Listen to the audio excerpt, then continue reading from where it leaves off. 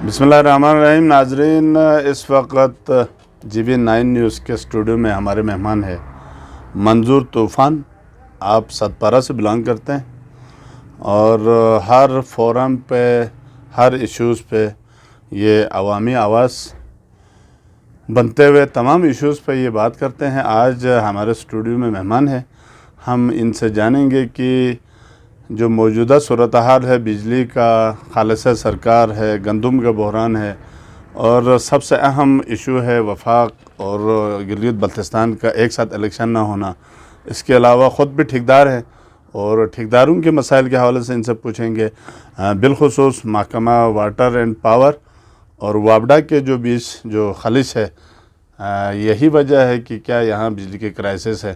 तो मंजूर तूफ़ान साहब, वेलकम जी हमारे स्टूडियो में।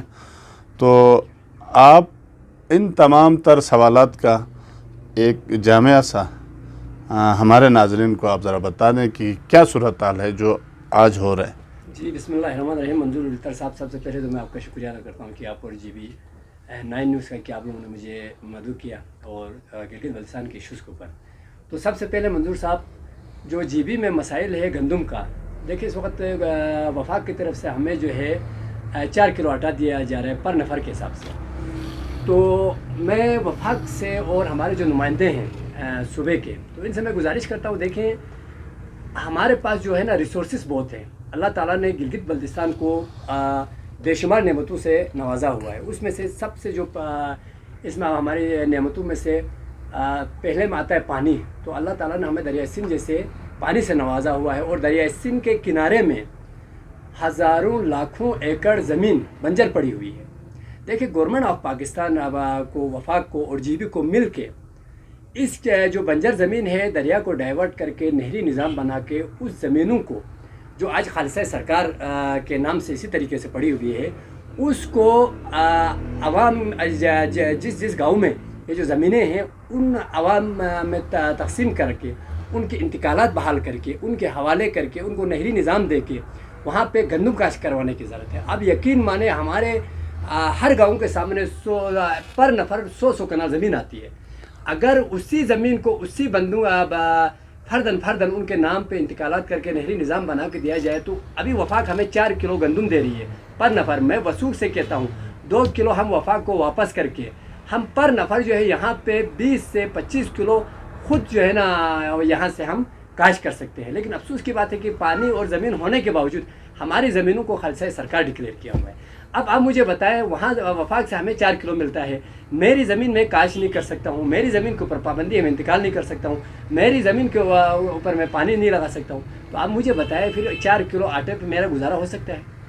तो फिर हमारा हल क्या है? फिर हमने नंबर 1 तो लाइनों में लगना है, नंबर 2 नारों में ही लगना है। तो ये हल नहीं है। इसका बेहतरीन हल ये है खालिसा सरकार को ख़त्म किया जाए, आवाम की मिल्कियत डिक्लेयर किया जाए, जिस ज़मीन पे पानी का एक्सेस होता है वहाँ पानी दिया जाए और लोगों को हवाले किया जाए, ताकि हमारे यहाँ से ये गंदम का बहरान ख़त्म हो। और दूसरा आ जाए जी बिजली के ऊपर। देखिए, बिजली के ऊपर हमारे लोग इससे ख्याल में है कि हम दरिया मिसाल के तौर पर अभी हमारे तमाम नालों में जो है बड़े बड़े प्रोजेक्ट्स लगाते हैं करोड़ों की कीमत में, 60 करोड़ 50 करोड़ मैक्सिमम, कम जहाँ पे खर्चा आते हैं वहाँ पे पावर हाउसेस बनाए जा रहे हैं। अब उनका दारो मदार जो है बर्फ़ के ऊपर है। देखें जी, इस साल बर्फ़ आ गया तो आपके करोड़ों के प्रोजेक्ट्स ने चलना है। खुदा न खास्ता बर्फ़ नहीं आ गया, बंद, आपके तमाम करोड़ों के प्रोजेक्ट्स ने बंद होना है। हमारी गवर्नमेंट ऑफ पाकिस्तान से, वफाक से और गिलगित बल्तिस्तान की हुकूमत से ये अपील है कि आप इस तरह करें, दरिया सिंध के ऊपर अगर आपको ज़्यादा खर्चा आता है तो आप आगे खपुल और शिगर के जो आखिरी एंड के गाँव है वहाँ चले जाएँ। वहाँ दरिया डिवाइड होती है, छोटे छोटे नालों के ज़रिए से आती है और गर्मियों में भी सर्दियों में भी वो कम मुकम्मल जो है ना कम एक्सेस पे आती है। तो वहाँ जाए और वहाँ पे पावर हाउसेस बनाए। जो यहाँ पे नालों पे आप जो खर्चे करें वो एंड में जाकर वहाँ पे खर्चे करें ना। तो मैं वसूख से कहता हूँ GB, तो क्या हम इधर से जो है ना दूसरे मुल्कों को भी या पाकिस्तान ऊपर पंजाब के दूसरे सूबों को भी, हम पंजाब हो गया KP के, इनको भी हम बिजली प्रोवाइड कर सकते हैं। तो हमें जो है ना वहाँ पर जाके पावर सेक्टर के ऊपर काम करने की ज़रूरत है। और तीसरा जो हमारा सवाल था इलेक्शन के हवाले से, इलेक्शन देखें, अब हाल ही की बात करें, पूरे ठेकेदार बरादरी जो है ना इस वक्त सरापा एहतजाज है उसके, और ठेकेदारों ने जो है बाइकाट किया हुआ है, आपकी स्कीमों का, टेंडर्स का बाइकाट किया हुआ है। तो इसमें मेरा थोड़ा सा, हमारा पर्सनल मेरा स्टैंड थोड़ा सा अलग था इनसे। हमारा कहना ये है, देखिए इस वक्त जो फंड्स देती है ना आपको, जो जीबी के लिए फंड्स आते हैं वो आते हैं वफाक से, और जो रिलीज़ और टेंडर्स होते हैं वो हमारे लोकल यहाँ के जो जीबी के एमएनए से उनकी स्कीमें यहाँ पे टेंडर होती है, इनके लिए फंड्स आता है वफाक से। अब फंड्स रोकने पे हमारे ठेकेदारों ने बाइकाट किया हुआ है हमारे टेंडर्स का। तो मेरा जो कहना है, देखें जी, हमारी मेन जो हमारा एक 2.5 साल जो हमारा नुकसान में जाता है उसकी मेन वजह ये है कि वफाक में कोई और हुकूमत होती है, जीबी में कोई और हुकूमत होती है। पहले हाफिज़ की हुकूमत ले ले, उससे पहले मेहदी शाह साहब की हुकूमत ले ले, या अभी खालिद खुर्शीद साहब की हुकूमत ले ले, 2.5 साल या 2 साल, इसके बाद ऊपर वफाक से अलहदगी होती है। उसके बाद जो 2.5 साल से 3 साल का अर्सा होता है वो टोटली आपके वज़ीर आला और तमाम जो आपके एमएनए से, इनके लिए सिर्फ सायरन ही होता है, इनके लिए फ़ंड फलान सब के सब पूरा जो आपका तरक्याती काम होता है वो ठप होता है। तो हमारी गवर्नमेंट पाकिस्तान से, वफाक से अपील है और जीबी के तमाम नुमाइंदों से भी अपील करते हैं कि इसको नंबर 1 तो साथ होना चाहिए हमारा इलेक्शन।